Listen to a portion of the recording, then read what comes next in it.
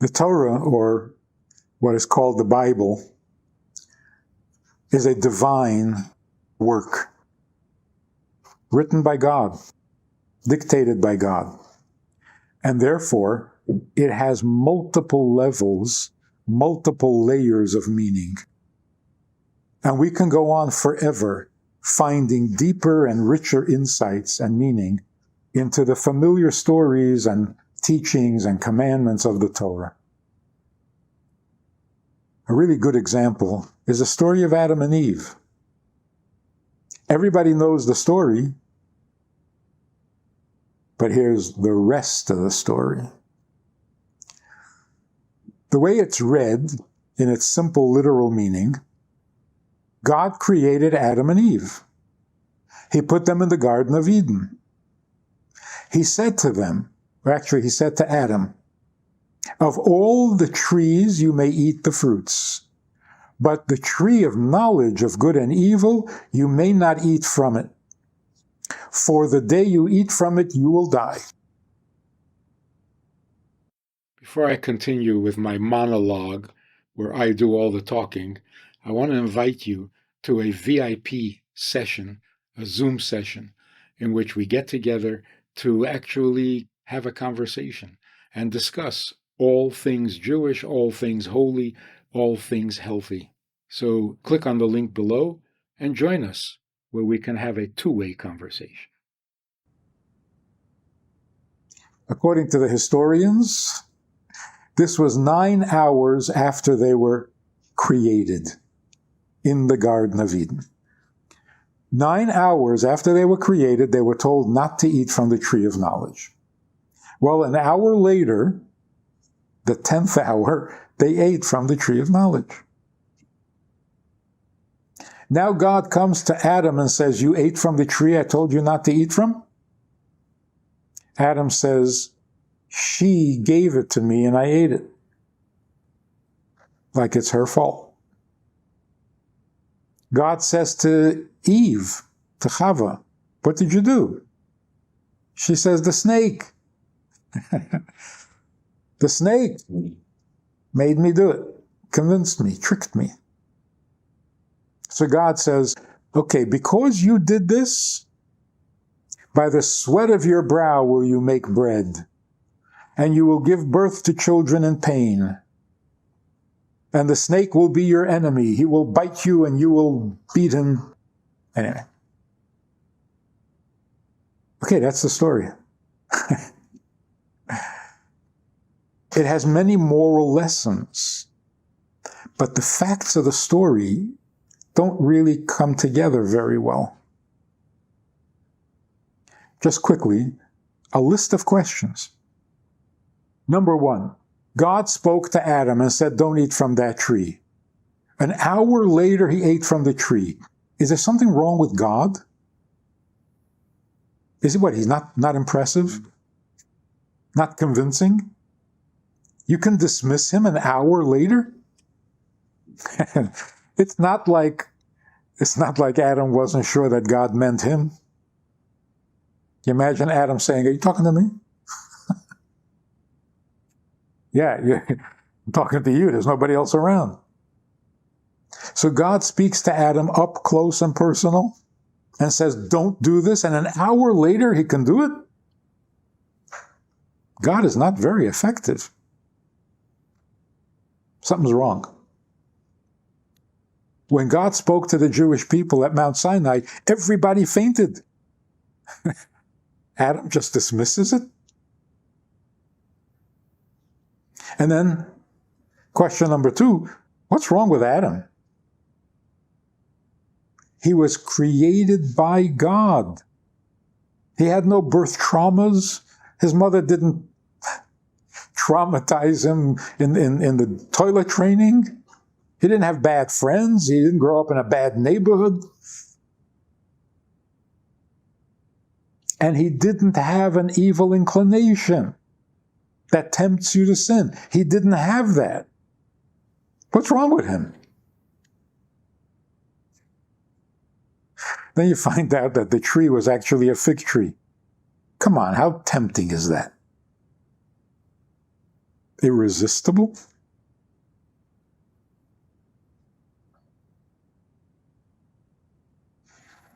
Next question. God says to Adam, the day you eat from that tree, you will die. Was death a threat? Did it mean anything to Adam at all? He was 9 hours old. Okay, he had the maturity of a 20-year-old, but he was 9 hours into life. Did he already have a survival instinct? Did he even know what death meant? Nothing ever died. That's strange. Next question. What kind of a mixed message is it to say, don't eat from the tree, for the day you eat from it, you'll die? There's a day when I will eat from it? See, it doesn't say if you eat from it. It says the day you eat from it, you'll die. Confusing. Next question.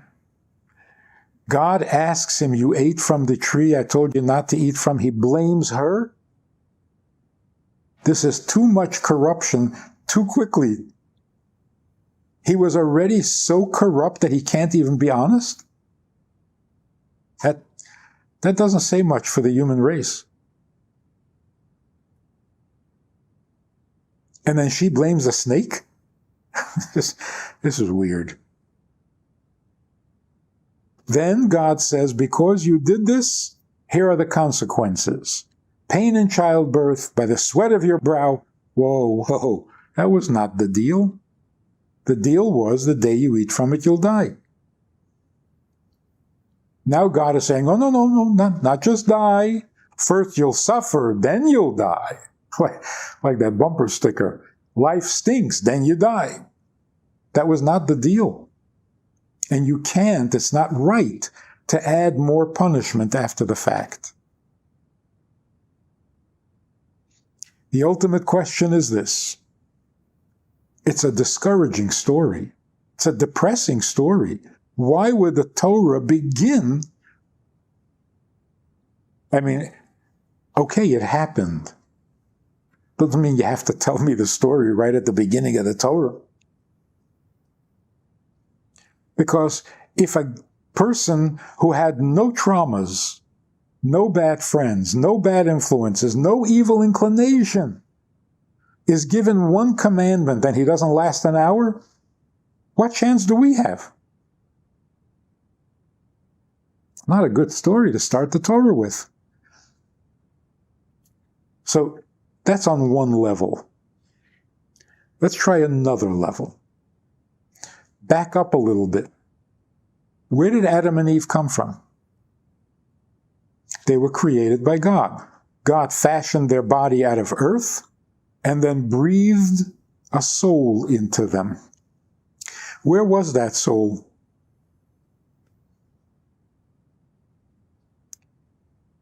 So the story begins.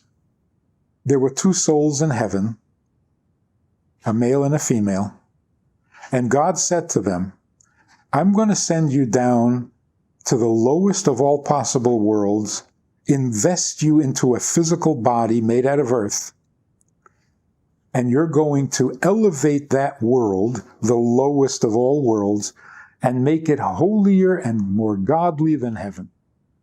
Yes, they accepted the mission. Now they open their eyes.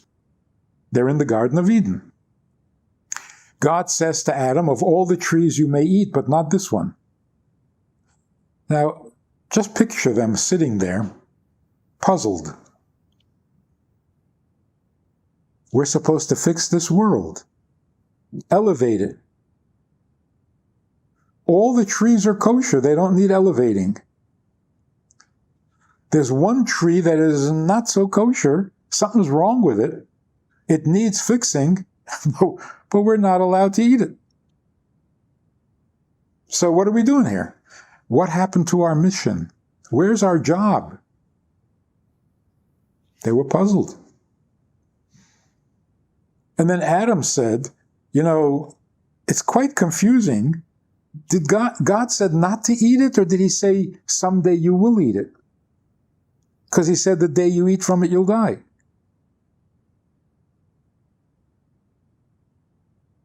Eve said, it's not a mixed message and it's not confusing. God is asking us to choose. Make a choice. Don't eat from it and live, or eat from it and die. It's your choice. So Adam said, well, that's a pretty simple choice to make. Let's not eat from it and live. Eve said, God wants us to eat from it. He's hoping we eat from it. And Adam said, how do you know that? She said, because our job is in the lowest world, and this is not the lowest world. There's a world in which people die. A world of mortality. That's the lowest world, and that's where our job is. He wants us to eat from the tree and go into the world of mortality. Adam said, God put us here. Can't be a mistake. So if he puts us here, he must want us here. And Eve said, no, it's not the way it works.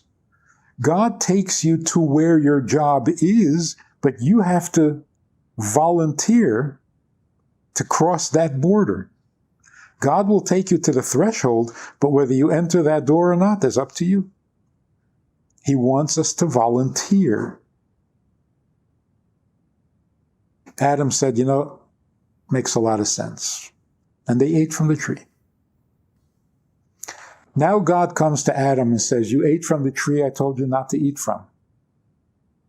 Naturally, we assume that God is shouting.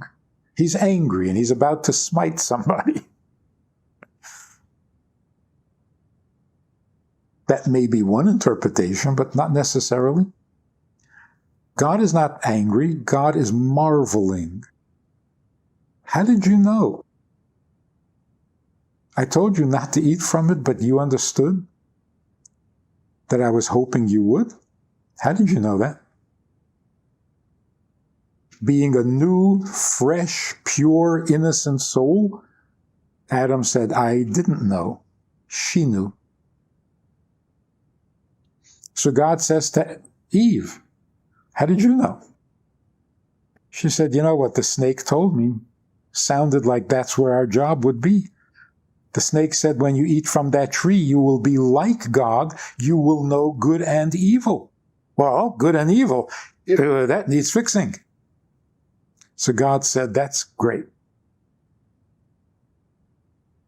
That's exactly what I meant by it's not good for man to be alone, because Adam would not have eaten from the tree. So then God says, let me tell you more about this world that you're going down to. It's a mortal world. It also has pain, struggle, disappointment. It's an uphill battle. It's the lowest world. Are you sure you want to try to fix it? They said, yes. If that's what you need done, that's what we will do. That's the story of Adam and Eve. Quite different from the conventional understanding. God was not angry. They were not punished because they never committed a sin. Now we refer to that as the sin of the tree of knowledge. But the word that we use in Hebrew is not really translated as sin. There are other words for sin. The word chet, which is how we describe the action in the Garden of Eden, the word chet doesn't mean sin. The word chet means a step down, demoted. They took a giant step down, but there was no violation. There was no sin. There was nothing malicious.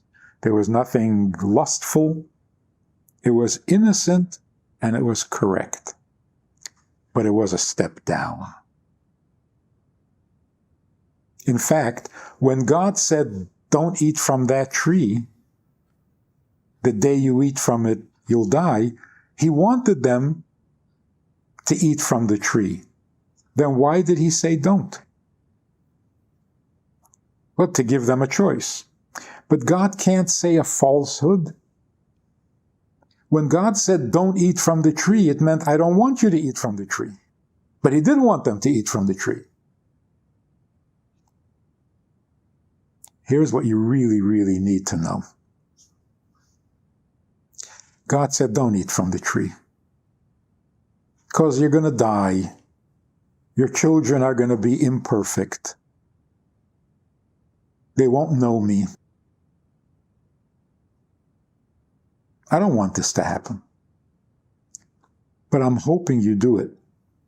Because otherwise, the vast eternal plan will never be fulfilled. So God was saying, I don't want you to do this, but I need you to do this. Like a king sending his army off to war. If he's a good king, he doesn't want to. He hates it. But has to happen. So when God said, don't eat from the tree, he meant, I really don't want this to happen, but I hope you eat from the tree because it has to happen.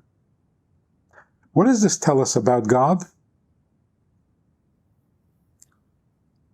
He's not sitting up there in heaven, unaffected, invulnerable, untouched by anything that happens to us, and he just watches us to see when he should smite us. That's not God. God made an investment in creation. Like a man getting married. He has to make some sacrifices. He has to give up a lot of stuff. But how else is he going to have a soulmate?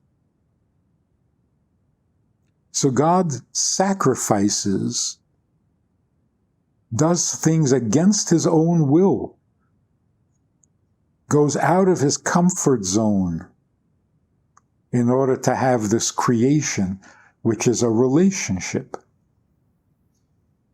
And that's why everything we do is so important to him. So it touches him, it affects him, gives him pleasure, gives him pain.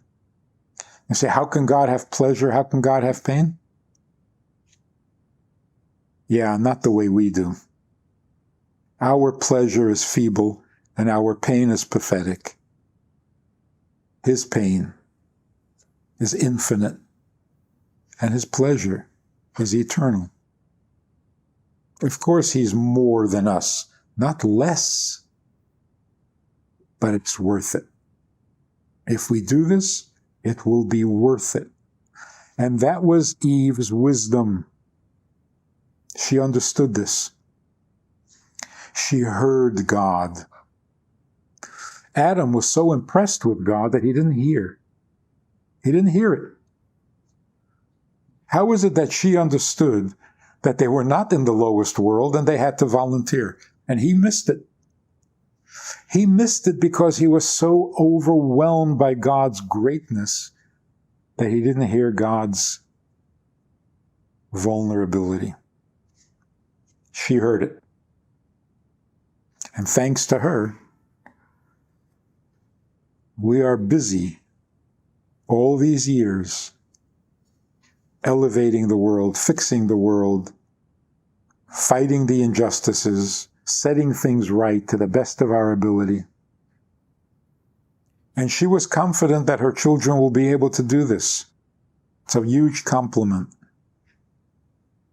So you see how a story can be viewed on a simple level, on a deeper level, on a profound level. Every story in the Torah is that way. If a story sounds too conventional, too plain, too ordinary, banal, you're not understanding it. We don't need God to come down to Mount Sinai to teach us things that even Dr. Phil could tell us. It's got to be more to a story in the Torah than conventional wisdom. So dig deep. You'll find magnificence. If you enjoyed this conversation or this topic, and you're looking for more information, or you want to hear it again from another angle, there's a way to do that. And that is in this book. It's all there. Order it from Amazon. You can read it, reread it, and share it.